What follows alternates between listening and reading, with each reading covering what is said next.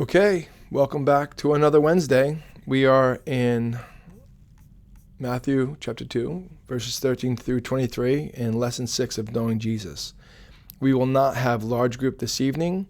Elizabeth is sharing with us as a student body installment 1 of the series that she wrote. She wrote 3 scripts for this Knowing Jesus, and this first one is going back to one of our first lessons where Jesus reveals himself as what is easier for you to say. Rise up, take up your bed and walk, or your sins are forgiven you. So it goes back to that one. So I look forward to the students interacting with the skit and maybe talk about a little bit in small group. The intention of the skits in the curriculum is for us to help nurture students in their spiritual development and to help them grow in their faith and understanding of who Jesus is. If a skit helps you to do that in small group, please focus in on one aspect. You, as their small group leaders, know your students best. And if you think that talking about one element in the skit is important to address before you get into the lesson, please do so. If it's just, what did you guys think about that, and you move on, that's fine as well. Tonight's lesson focuses in on one particular aspect that I think is worth noting. If you want to read through the curriculum guide, I think the icebreakers are helpful.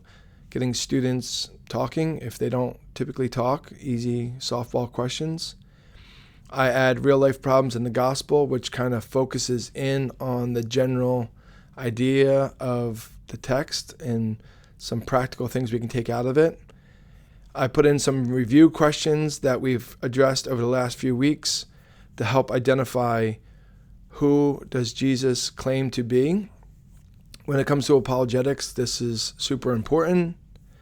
The world, by and large, even atheists, acknowledge that Jesus of Nazareth existed as a person. He lived 2,000 years ago, so that is not even in debate. What is debatable is who was he? Who was he? Was he, as he claimed, the Son of God, the Son of Man, the prophetic promise revealed to us through the Scriptures, or just a good moral teacher and all the other stuff that people throw out there about Jesus? And it's really important for our students to wrestle with this idea that Jesus made claims, that we can't rewrite the personal narrative of Jesus to suit our culture and our belief system, that we have to take him, as C.S. Lewis would say, as a liar, a lunatic, or Lord. And Christianity, fundamental Christianity, says that he was Lord, that he wasn't a liar and he wasn't a lunatic.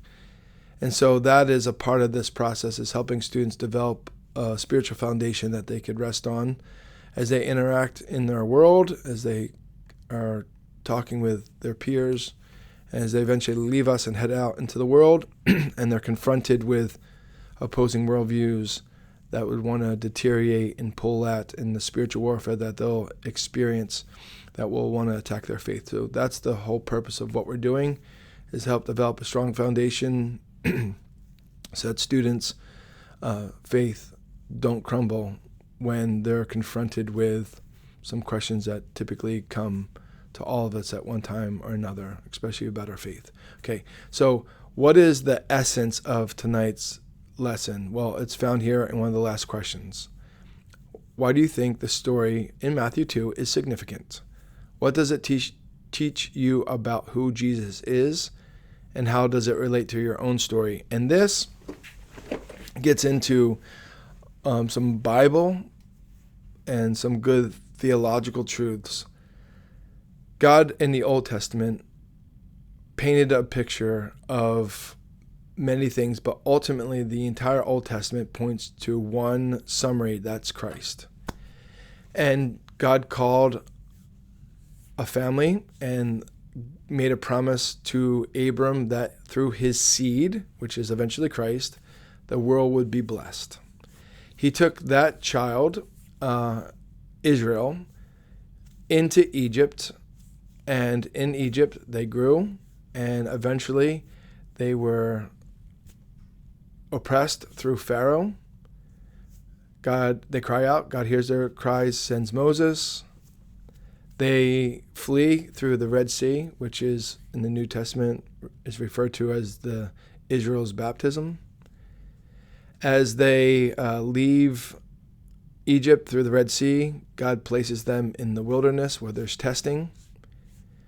And if we fast forward that to the New Testament, we can see God taking his son again into Egypt, which we read here in Matthew chapter 2, and preserves him from not a famine, but a plague of death that is being unleashed by Herod.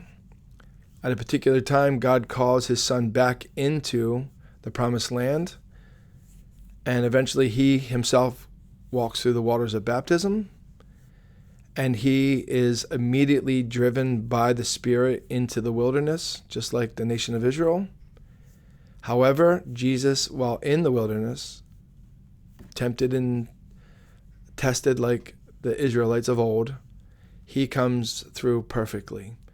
And so the essence of tonight's lesson is the fact that God demonstrates that he exists outside of time because he makes prophecies. Prophecies are future events, future story, narrative that will take place in the future.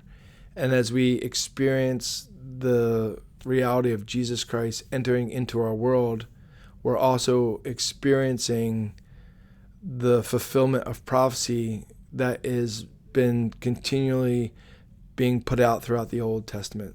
So I guess one thing is the prophetic word in the Old Testament is, from an apologetic standpoint, a proof that the Bible is not man-made because it contains prophecies. And humans are stuck in time. They don't know the future. So therefore, if future statements are being made, it can't be made by man. It must be made by someone who is outside of time, which is where God exists. So the prophetic word is a testimony to the reliability of the scriptures, that they are from above and that they are not man. Man did not come up with this. So that really is the essence of this, that there's prophecies, and God put these prophecies in the Old Testament so that when the time comes and this one, the seed of Abraham, was brought forth into this world, that we would be able to properly identify him as the promised one, as his name entails. The promised one means Messiah. And so we could declare that Jesus is the Messiah, that he fulfills prophecies, and so forth and so on. That may not be a rabbit hole that you want to go down with your small group. You may just want to focus in on the apologetic that Jesus claimed to be the Son of God. That may be too much for your small group. Maybe your small group is hungry and they're curious about prophecy, and you can talk about that there. So that's kind of like where I would take it. I would take it either from two sides, just reinforcing who Jesus said he was and why that's important to him, as he asked Peter, who do men say that I am? Or who do you guys say that I am? And like I said, from the prophetic side. So hopefully that helps. Look forward to seeing you guys tonight. There will be no large group, so you'll be handling large group in your small groups. And I have the lessons printed, ready for you to go. See you guys tonight.